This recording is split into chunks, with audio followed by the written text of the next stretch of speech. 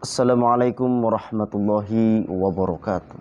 Waalaikumsalam warahmatullahi wabarakatuh. Alhamdulillahi rabbil alamin. Wabihi nasta'inu ala umuri dunya waddin. Wassalatu wassalamu ala asrafil anbiya'i wal mursalin. Wa ala alihi wa sahbihi ajma'in. Allahumma salli ala sayyidina Muhammad wa ala ali sayyidina Muhammad. Amma ba'du. Alhamdulillah, puji syukur kepada Allah Subhanahu wa taala, pada siang hari ini bertepatan hari Jumat kita telah melaksanakan sholat Jumat berjamaah. Mudah-mudahan hari ini adalah hari yang penuh barokah. Alhamdulillah, di samping kita ada orang tua kita yang mudah-mudahan beliau diberikan kesehatan, panjang umur dan kemanfaatan dalam setiap langkah perjuangan kehidupannya. Ya, Pak Kiai, assalamualaikum. Waalaikumsalam warahmatullahi wabarakatuh. Ya, Pak Kiai, kita sapa dulu ini untuk subscriber ataupun untuk sahabat Pak Kiai TV ini, Kiai Hikmah TV. Selamat siang para jamaah dan saudara-saudara teman-temanku dimanapun berada. Mudahan selalu senantiasa dalam lindungan Allah Subhanahu wa taala. Ya. Pada kesempatan hari ini kita sambil duduk-duduk santai biasa melaksanakan kegiatan rutinitas kita seperti biasa, melangkah dalam setiap perjuangan gitu kan. Alhamdulillah, kita mungkin akan nanya-nanya kepada orang tua kami ya sekilas tentang kepesantrenan yang beliau dirikan gitu kan, yayasan yang beliau dirikan langsung, dan mudah-mudahan kita simak, mudah-mudahan bisa menjadikan pelajaran untuk kita. Alhamdulillah, Allah memberikan petunjuk kepada kita. Di samping itu kita berlahan-lahan sambil mencari nafkah untuk keluarga, terutama membesarkan anak-anakku. Sekarang alhamdulillah Kedel Hima dikaruniai 7 anak. Nomor 1 perempuan Ita Marlina, yang kedua itu Masoni Effendi, yang ketiga itu Rediana Putra, yang keempat Ahmad Rosidin, yang kelima Mas Adi Basarudin, yang keenam itu Sabarudin, yang ketujuh si Bontot itu namanya Raden Subarna. Disitulah mungkin sudah banyak lika-liku dalam kehidupan, karena usia kita juga sudah cukup sepuh. Anak-anakku mempertanyakan kepada saya, perjalanan pesantren ini setelah kita anak mulai pada besar, kita memang sudah punya cita-cita dari awal, karena kita menjalankan perintahnya almarhum orang tua saya, karena beliau seorang ulama, juga beliau seorang saudagar. Disitulah kita meneruskan perjalanan orang tua saya, sedikit demi sedikit. Alhamdulillah, Allah Subhanahu wa taala memberikan petunjuk jalan dari teman-teman, dari saudara-saudara yang bisa terus menyupport kepada saya, terutama pada saat itu Dr. Andes almarhum Syarifudin Nasir. Beliau kebetulan ketemu dengan Kiai di pensiunan dari Kementerian Agama, sekaligus dia menjabat di kepemerintahan, sehingga memberikan motivasi kepada kita. Alhamdulillah, beliau mendukung. Yang utama sekali adalah Samun Abdu LC. Beliau seorang sahabatku. Dia mengatakan guru kepada saya tidak merasa guru, tapi beliau menyupport, mendukung. Udah, katanya, dirikan pondok pesantren Salafiyah. Saya bertanya apa Salafiyah itu, saya tidak memahami. Pada saat itu beliau berkata, Al-Quran itu Salafiyah, kitab kuning, semua yang kitab kuning itu adalah Salafiyah. Saya bilang karena saya dengan kesibukan, saya masih keluar kota, banyak di Jakarta, juga di luar negeri. Pada saat itu beliau terus menekan kepada kita, ya sampai berjalannya waktu, anak mulai besar-besar, katanya dirikan saja pondok pesantren. Nah, beliaulah Kisamun Abdu itu memanggil kepada Kiai Hikmah. Pada saat itu beliau mulai jam 7 pagi sampai jam 5 sore. ajak makan-makan, biasa waktu dohor, sholat dohor, asar, sholat asar. Beliau sudah siapkan susunya, kopinya, rokoknya. Begitu pulangnya juga kita diberikan sangu sama beliau itu. Dan sekaligus beliau, udah katanya, pas begitu sore, dirikanlah Darul Hikmah ini katanya. Ini pohon jambu, pohon-pohonan, semua banyak pohon-pohonan untuk apa di kebun dia itu di depan majelisnya. Sehingga inilah untuk saksi katanya, bikin Darul Hikmah Al-Bantani ini. Kalau tidak salah pada saat itu kita hari Senin sore beliau mengatakan seperti itu, dirikanlah Darul Hikmah. Sehingga kita ketemu lagi dengan Profesor Dr. Buya Salimuddin MA Bandung. Beliau di situ sudah katanya Al-Bantani, Kiai Al-Hikmah Al-Bantani, sehingga kita sambung nama yayasan kita itu Pesantren Darul Hikmah Al-Bantani. Itu sekilas saja. Sekilas. Ya, untuk para sahabat Pak Kiai, yang alhamdulillah sahabat-sahabat beliau yang menyupport. Ini sebuah kilasan singkat daripada beliau. Insya Allah ada sebuah pertanyaan yang ingin kami utarakan kepada Pak Kiai Haji Al-Hikmah ataupun orang tua kami ini. Pak Kiai, selain daripada perjuangan Pak Kiai sudah mendirikan dan sahabat-sahabat itu, yang paling berpengaruh pada waktu itu, pada pendirian awal, selain daripada Pak Kiai Syihabuddin Nasir dan Kisamun Abduh termasuk Buya Salimuddin, adakah orang yang dibalik Pak Kiai yang menyupport selain daripada beliau itu Pak Kiai? Itu langsung dengan ayah kandungku sendiri, sehingga beliau berpesan, kebetulan punya tanah, beliau mengatakan terletaknya di Kampung Cipanas itu, ini tanah katanya kalau dibikin pesantren bisa pada saat itu. Sehingga berpesan ayahku, kalau kamu mau bikin pesantren, bikin saja pesantren. Kalau kamu mau menjalankan ilmu hikmah, hikmah saja. Jadi harus salah satu diambil langkah itu. Maka Kiai Al-Hikmah pada awalnya menjalankan seperti itu. Maka berjalanlah dulu. Setelah berjalan kita menjalankan ilmu hikmah sampai sekarang ini alhamdulillah memang bangunnya pesantren dari jasa-jasa yang kita bangun. Nah, begitu kita anak-anak sudah besar sehingga kita mendirikan pesantren itu hasil daripada apa yang kita lakukan. Itulah hikmah dari orang tua saya. Ya, subhanallah ya sahabat. Kita dengarkan langsung dari narasumbernya.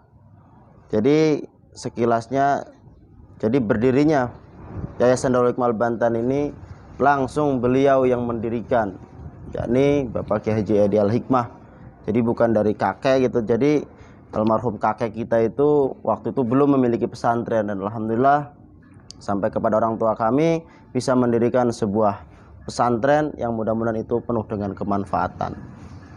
Terus Pak Kiai, sebuah pertanyaan lagi muncul, apa sih yang membuat Pak Kiai senang dalam mendirikan, menjadi sosok seorang pendiri?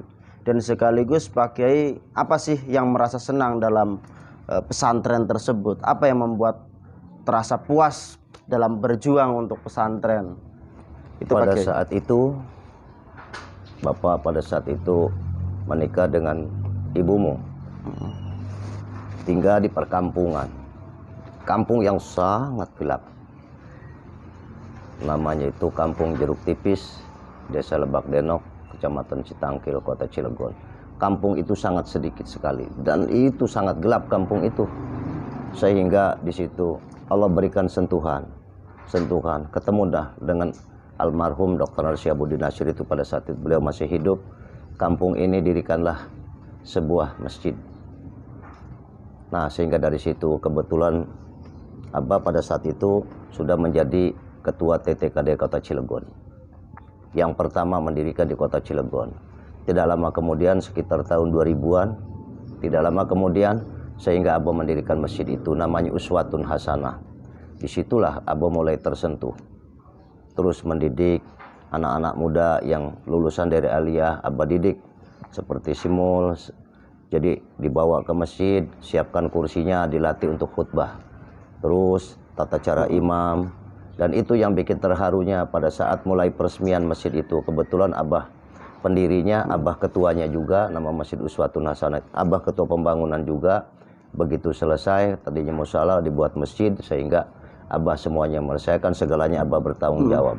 Yang bikin terharu pada saat itu, bapak-bapak yang sudah tua, bahkan sudah kakek-kakek, begitu datang mau melaksanakan sholat Jumat pada nangis, minta belajar gimana cara niatnya, usolinya seperti apa. Nah dari situ terkesanlah di situ, sehingga Abah berjalannya waktu terus menerus. Pada saat itu Abah masih perjalanan itu Karawang Cilamaya, Karawang Cilamaya Cilegon, Karawang Cilamaya Cilegon, karena Abah tidak pulang-pulang pada saat itu 8 tahun pertama di Cilamaya, yang kedua juga 8 tahun lagi pulang seminggu sekali menjalankan aktivitas pembangunan berjalan.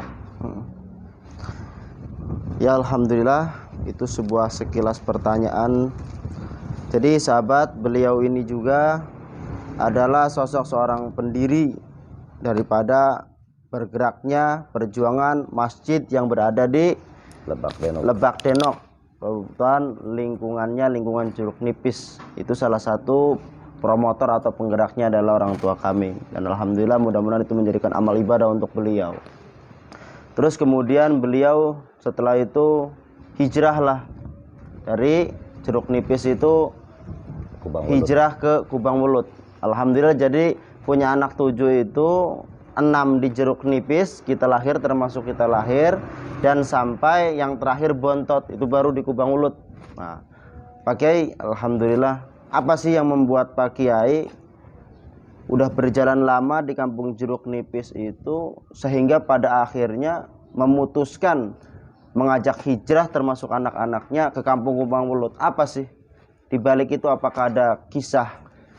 Pada saat itu di kampung Jeruk Nipis itu kampungnya itu menyendiri, sangat sulit untuk jalan karena Abah ini seorang penolong, banyak dari mana-mana, dari Jakarta, dari Palembang, dari Medan, bahkan dari luar negeri, dari Bogor pada minta tolong. Begitu sudah dekat di seberang itu kan ada jalan raya, tapi mobil masuk tidak bisa.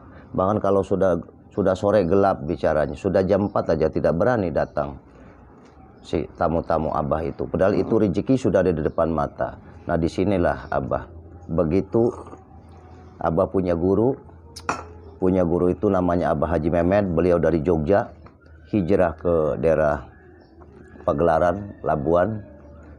Nah di situ beliau mengatakan, kamu harus pindah dari tempat itu agar kamu bisa berjalan. Saya bilang, dari mana pindahnya? Karena pindah itu tak semudah itu. Beliau mengatakan, kamu memang seorang kiai katanya, dasar kamu kiai, kalau dibilangin bantah saja katanya. Tapi saya mohon maaf pada Pak Kiai, itu kan tidak mudah, Bah.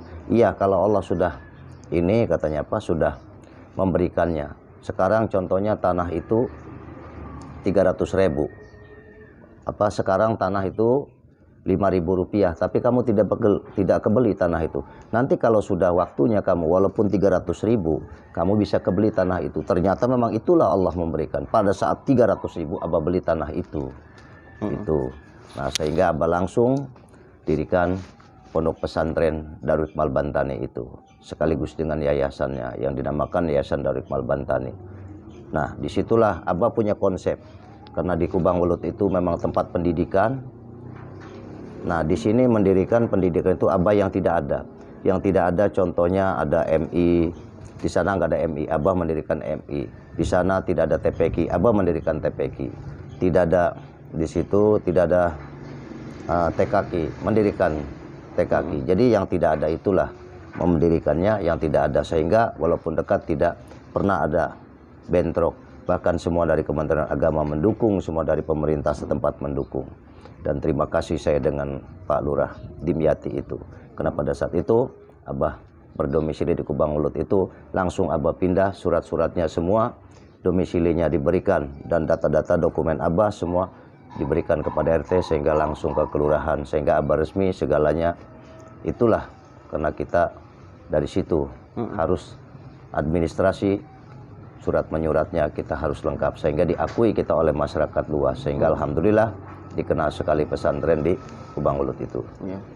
Alhamdulillah sahabat ya. Jadi memang beliau ini kalau kita kupas emang agak lama gitu kan. Ya kita ambil singkatnya saja. Jadi memang beliau juga terlahir dari sosok seorang pendekar itu kan, ketua TTKDH Kota Cilegon pertama kali beliau.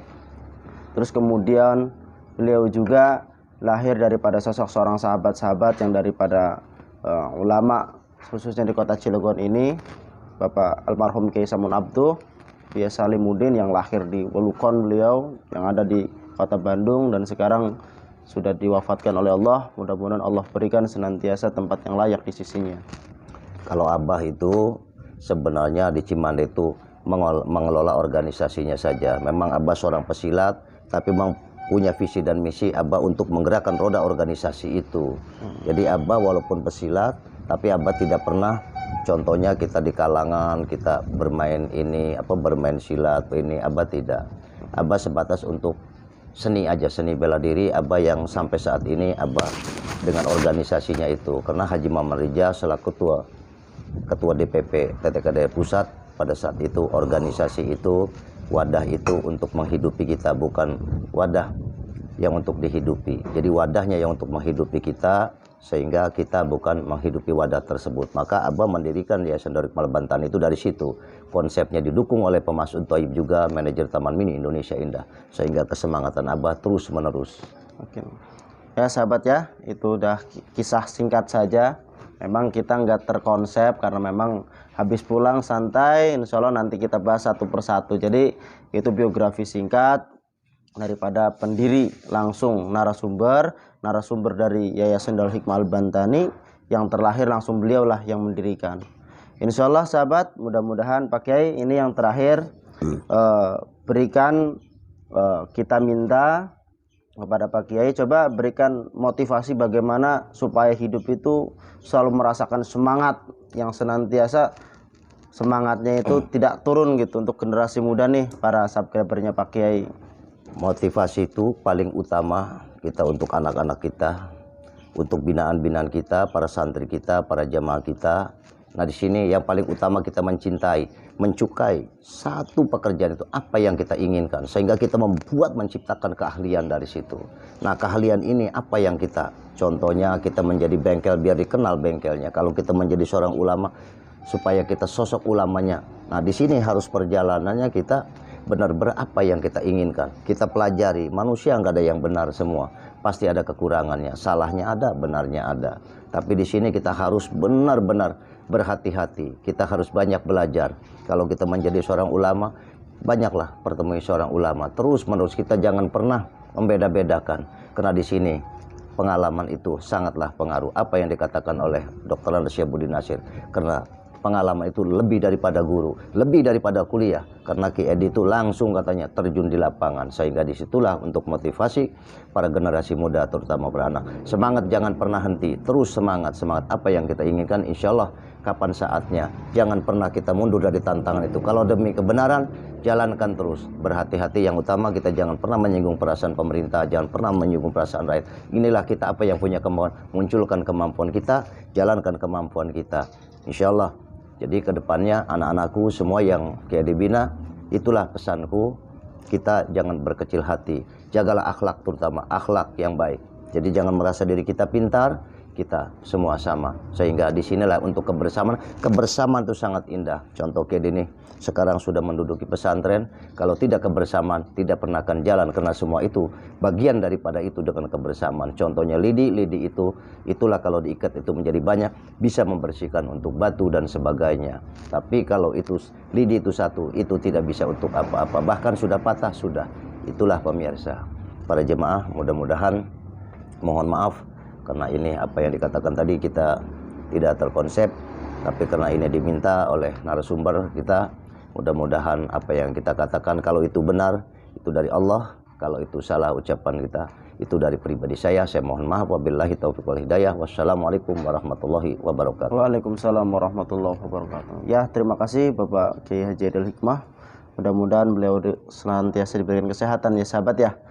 Ya sahabat subscriber dari kelompok muda terutama nih, satu pesan yang kita ambil dari beliau, semangat, cintai pekerjaan itu, dan senantiasa kita guleti, kita lukuni, maka Allah yang memberikan hasilnya. Ya terima kasih. Akhirul kalam, wassalamualaikum warahmatullahi wabarakatuh. Waalaikumsalam warahmatullahi wabarakatuh.